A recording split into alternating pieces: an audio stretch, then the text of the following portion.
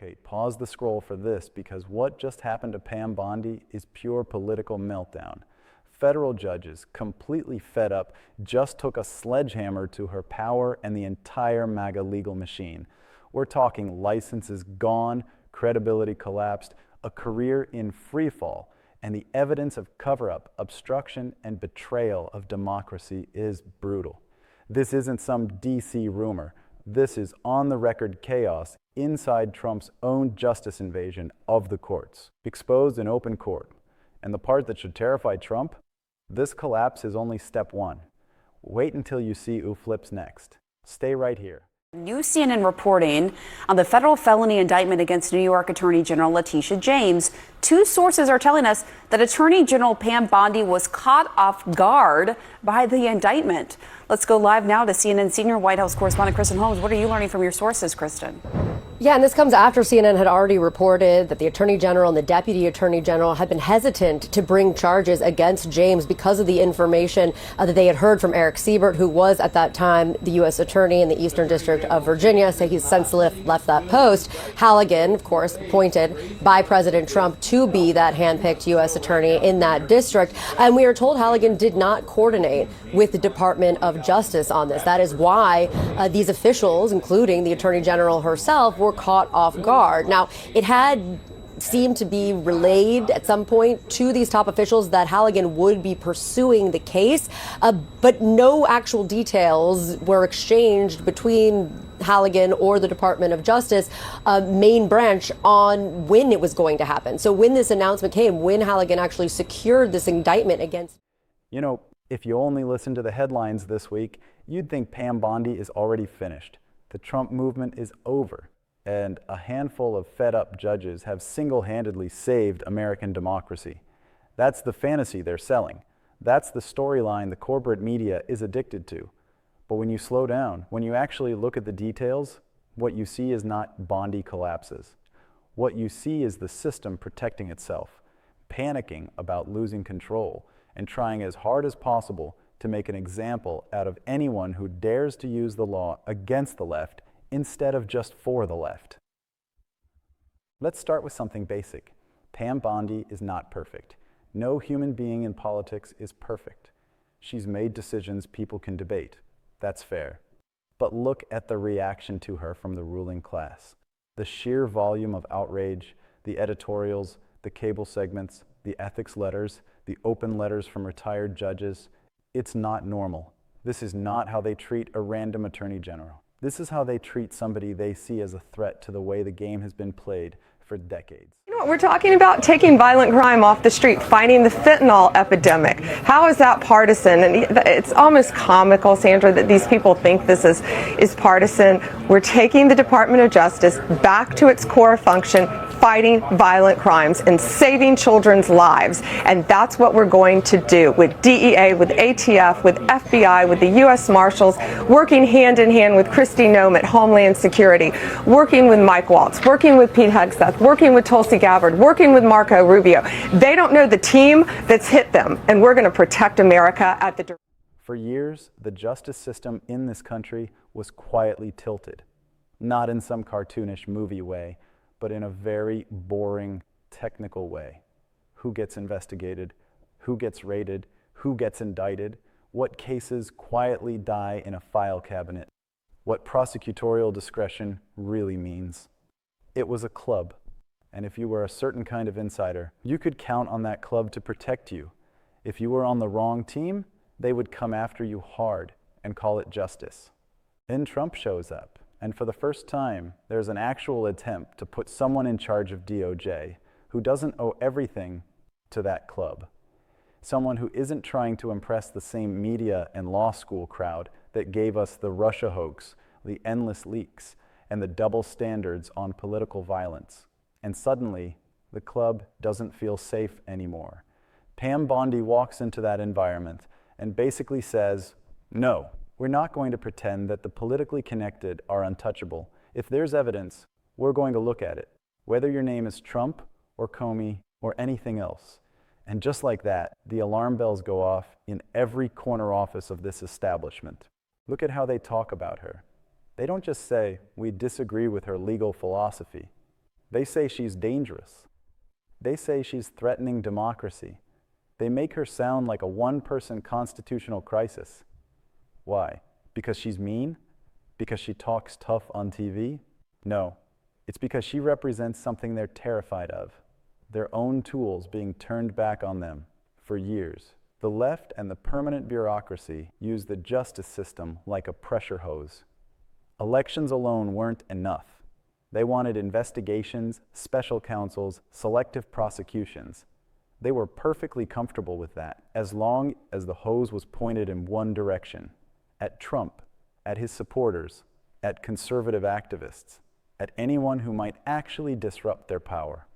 When Bondi even threatens to rotate that hose, suddenly they're fed up. And this is where the judges come in. You'll hear these breathless descriptions. Finally, the judiciary is standing up to MAGA lawlessness. Finally, the adults in the room are pushing back. No, what you're actually seeing is a system that let itself be abused for years, suddenly getting defensive when anybody tries to bring accountability in the other direction. When cases stumble on technical grounds, the media sells it as a moral victory. See, there was nothing there. Bondi failed. But that's not what the rulings are actually saying. Many of them don't declare the targets innocent. They don't say there was no misconduct at all. They say, we don't like how this prosecutor was appointed. We don't like how this process was structured. We don't like the way Trump and Bondi tried to push this through. In other words, it's inside baseball. The club enforcing its own rules on who gets to go after whom. Now add on top of that the professional pressure campaign. You've got dozens of elite lawyers sending letters to the bar. You've got retired judges signing petitions. You've got law professors writing op-eds calling for extraordinary measures to rein in the Attorney General. This isn't some organic grassroots movement of average Americans who suddenly woke up one day angry at Bondi. This is an insider revolt. This is the Guild trying to discipline one of its own for stepping out of line. And what does the media do? They take that insider rebellion, slap a dramatic headline on it, and serve it to you as Bondi collapses. They talk like she's on the verge of being disbarred, dragged out of office, marched into court. They push the fantasy version because that's emotionally satisfying for them and for the anti-Trump crowd. It's their dream ending. The outsider gets humiliated, the club restores order, and we all go back to pretending that the system is neutral. Here's the problem. That story doesn't match reality. The reality is messy. The reality is that Bondi is still there. She's still making decisions. She's still calling shots. She's still fighting with career bureaucrats and activist lawyers inside the building. The reality is that the people trying to destroy her have not gotten the clean, decisive kill shot they wanted. So they fake it with language. They try to speak her collapse into existence. That's why they need these theatrical narratives about fed-up judges.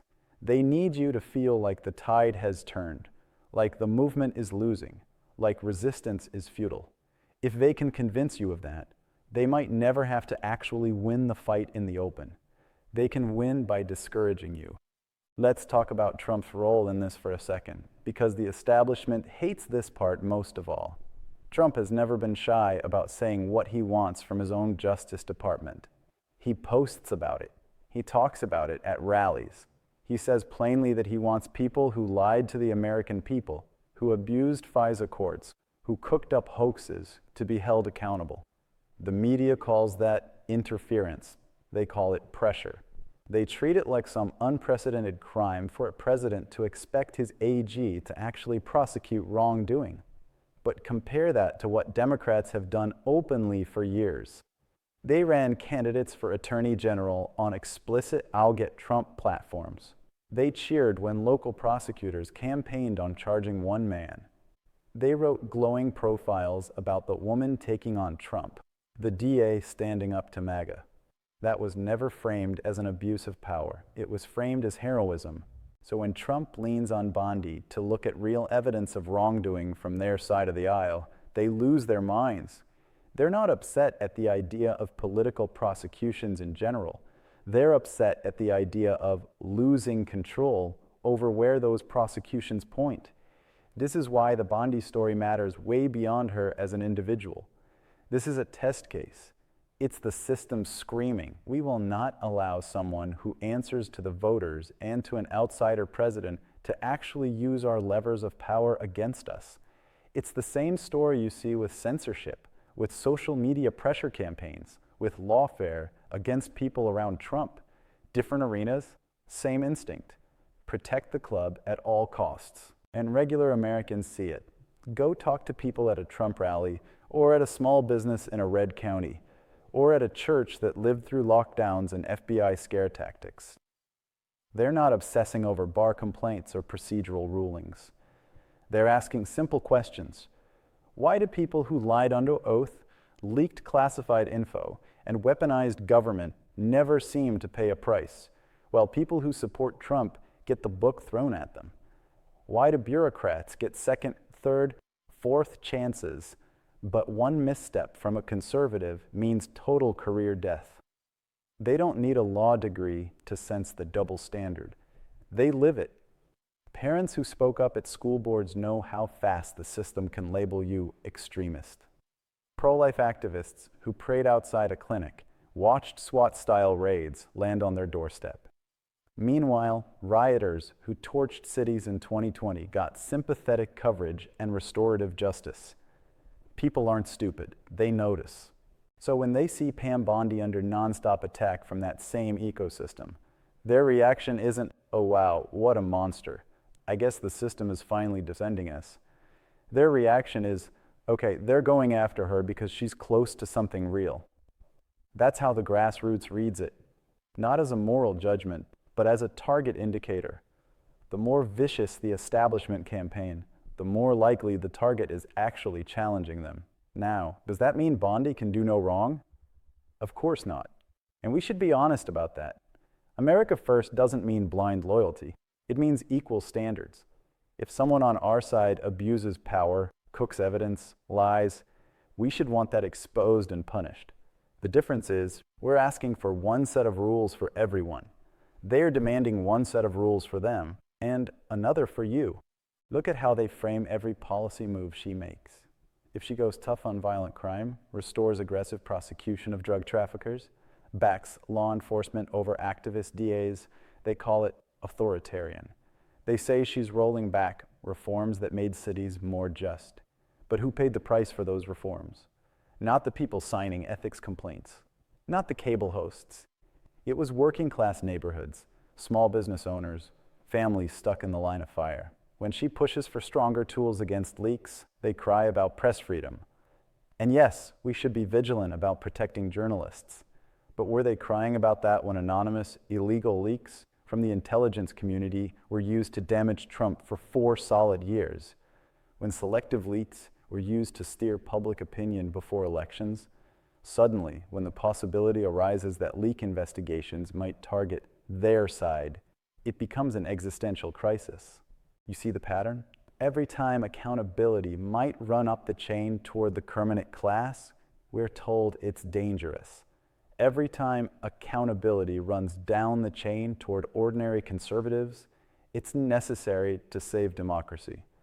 And Bondi is sitting right in the middle of that storm, because as Attorney General, she's the one person who can force those choices into the open. So no, this is not a collapse. This is a collision between two visions of America. One where laws exist to keep people like you in line while the powerful do as they please. And another where laws actually bind the people who run this country, where abusing an office has consequences no matter what party you're in. The system is betting that you'll look at the chaos, throw up your hands, and walk away. They want you tired. They want you demoralized. They want you to believe that every fighter who steps into this arena is doomed to be broken, humiliated, and discarded.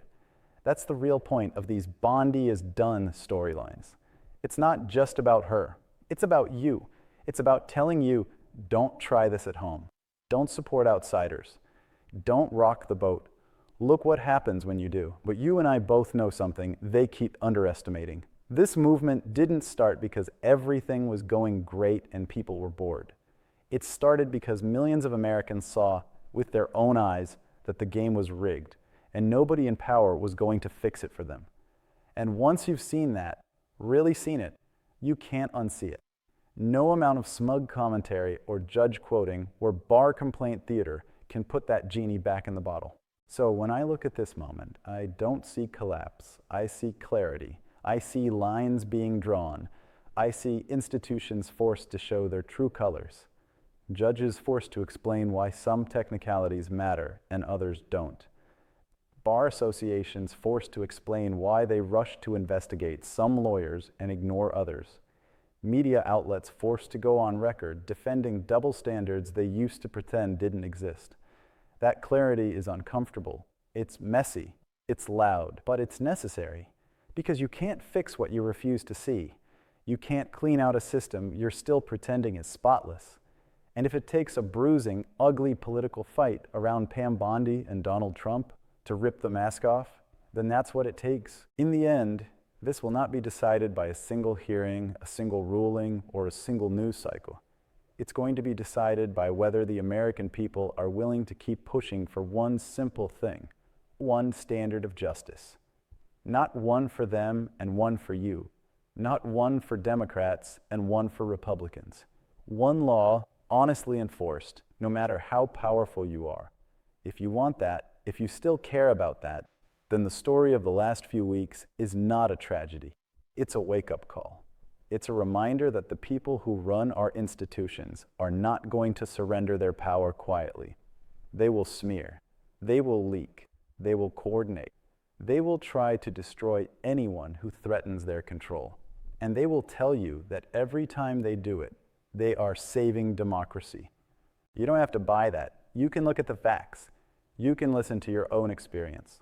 You can decide for yourself whether this looks like a system bravely defending the rule of law or a system terrified of finally being held to it. Pam Bondi is one player in that larger story. Trump is another. But the real main character is you, the voter, the citizen, the person they keep underestimating. If you stay engaged, if you refuse to be gaslit into submission, if you keep demanding one set of rules for everybody, then no matter what headlines they write tomorrow, no matter how loudly they shout about collapse and downfall, this fight is far from over. And deep down, they know it. That's why they're so loud. That's why they're so desperate. Because for the first time in a long time, the people they're used to judging from a distance are finally judging them back.